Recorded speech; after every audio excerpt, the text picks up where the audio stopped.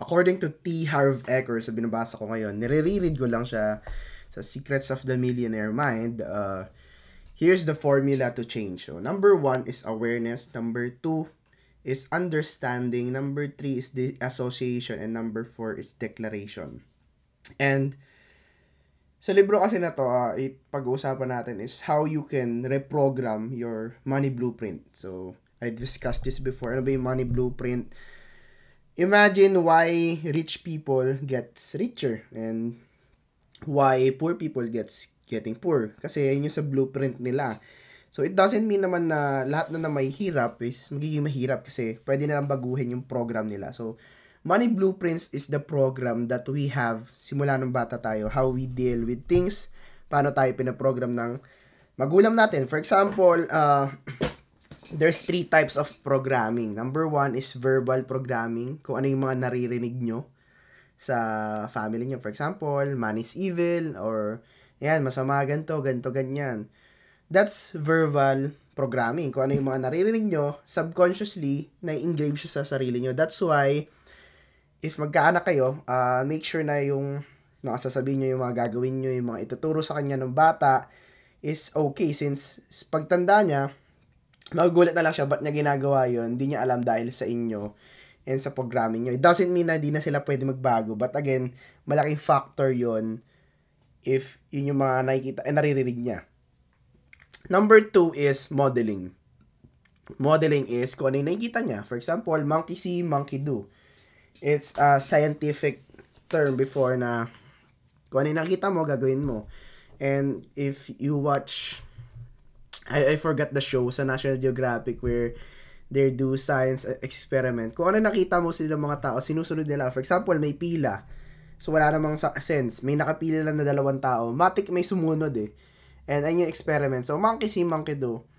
Sa libro, ang in-story niya dito, yung babae, yung wife niya, nagtataka yung asawa niya, bakit hinahati yung ham sa gitna. Sabi niya, ba't mo hinahati yung ham sa gitna? Sabi niya, nakita ko sa nanay ko eh. Tapos tinanong niya yung nanay nila, Ma, ba't mo hinahati yung ham sa gitna? Nakita ko rin sa mama ko. So, tinanong nila yung lola niya, Lola, bakit mo hinahati yung ham sa gitna? Kasi hindi kasya sa pan ko. So, hindi yun yung tamang way. Pero guess mo, dahil na model sa kanila ng 2 generations na, ayun na yung ginagawa nila. Since, again, na-program sila na yun yung tamang way. So, that's why meron na masasamang tao, nakala nila normal yun. Since na-program sila na tama yun or okay lang yun. Lastly, is specific incident. So, minsan napoprogram tayo due to a specific incident. Example ni T. Harv Eker dito is, yung isang nurse here is galit sa pera or ayaw ng pera kasi yung dad niya is namatay due to lack of money. So, parang yung incident na yon na-connect sa pera. So, that's why hindi siya nagiging mayaman.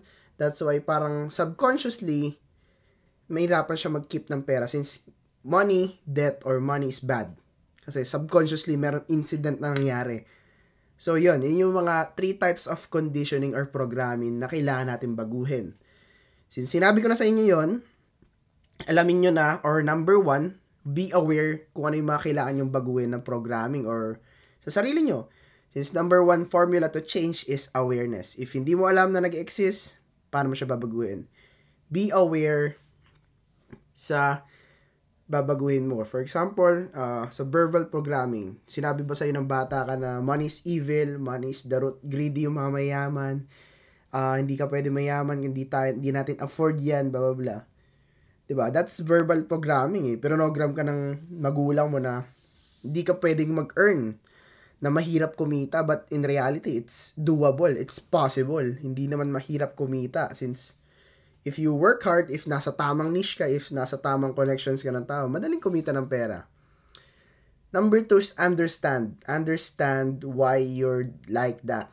If you're someone na negative, intindihin mo bakit ka ganun. Dahil ba dito, dahil dyan. So once you understand it, doon na papasok yung number 3, disassociation. Meaning, remove yourself sa ganong identity. If tingin mo negative ka dahil sa family mo, then at least alam mo na, then change it. Alisin mo na yung sarili mo. Disassociate yourself dun sa bagay na yon. May gets nyo? And number 4 is declaration. Dito, sinasabi dito ni T. Harv Eker, declaration is more powerful than affirmation.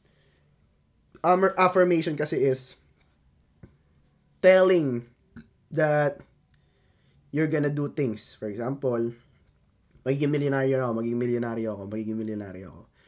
It's just telling the future you na it's affirmation. That's how affirmation works. Unlike declaration, you're declaring that I have a millionaire mindset. I am a millionaire. I will be a millionaire. You're declaring to the future you that you have intention of doing it. So, it's much more powerful. So, ayun yung sa lagi niya sinasabi sa dulo declaration. I don't know. Siyempre, mukhang weird. Ang sabi niya nga doon sa book is, before, nung broke siya, sabi sa kanya kasi gawin yun na look at the mirror and tell to yourself, I have a millionaire mind. I'm gonna be successful. Parang talk to yourself. Declare to the universe na mangyayari siya. And then that time, sabi niya, weirdo naman ito. Broke na siya. So, wala na siyang choice or ano bang masama. So, naging millionaire naman siya. So, if you're watching this and you're thinking, cringe mo naman, Boss Ramen. Sabihin mo, gawin mo na lang siya if wala namang mawawala, di ba? Again, we are, the universe and the life we have is all about energy. We're living on energy, we're living on vibration, we are living on lahat. Energy lang lahat yan. And declaring to the universe that you're gonna be this or positive thinking or kung ano man, you're leveling up your energy, tumataas yung energy mo, yung vibration mo. So, in that way, nagiging kalibel mo yung vibration na dapat nakasama mo. Nagets nyo? Again, walang mawawala. Wala namang masama. So, yeah. And, yun lang. I think that's it. Since, ang pinaka main point lang dito is, if you want to change, be aware, understand, de-associate, and declare. Since, yung programming natin, if hindi mo siya babaguhin, andun pa rin siya, ikokontrolin ka na hanggang pagtanda mo eh. Since, everything that we do is based on our thoughts. And, yung thoughts natin, saan ba siya galing? Sa program natin, sa subconscious natin, sa DNA natin, or sa pinaka-old sheets natin or memory. So, sabi nga nila, may formula nga dito, programming leads to thoughts. So, ito, PTFAR. Programming leads to thoughts, thoughts leads to feelings, feelings leads to actions, and actions equals result. So, if hindi mo babago yung programming mo, kung paano pinalaki or yung maling programming sa'yo or turo sa'yo, yung thoughts mo, yung feelings mo, yung actions mo, and yung results mo will be always the same. So, yun lang. Don't forget those things na tinuro ko. If you guys want, read Secrets of the Millionaire Mind. Ito, 25 minutes ko lang siya nabasa. Andito na ako. Saglit na to. I think 5 hours. Tapos na to. Total time But yeah, 25 minutes ko pa lang siya binabasa. And reread lang. Actually, pangatlong beses ko na to. Nireread ko rin. Sinusulat ko rin yung mga notes ko here. So yeah, I just wanna share to you the formula to change. Since again, if you will not change, you will get the same result. And sa mundong ibabaw, it's all about cause and effect. Kung anong pinutin mo, ay yung makukuha mo. Kung anong input, ay yung output. Walang kulang, walang labis, walang kulang. Your health is your result. Your weight is the result. Your money is the result of something and everything. Your relationship, lahat may result. So, and it all boils down to your thoughts. So, yun lang. I hope you have a nice November. It's November 1 right now. Yeah. Have a nice weekend. Actually, hindi nyo naman ito makikita ng November 1. Anyways, love you all. Peace. Meron tayong webinar sa bio, sa description rather. And yeah, if you guys want to learn about crypto, just watch it. Bye!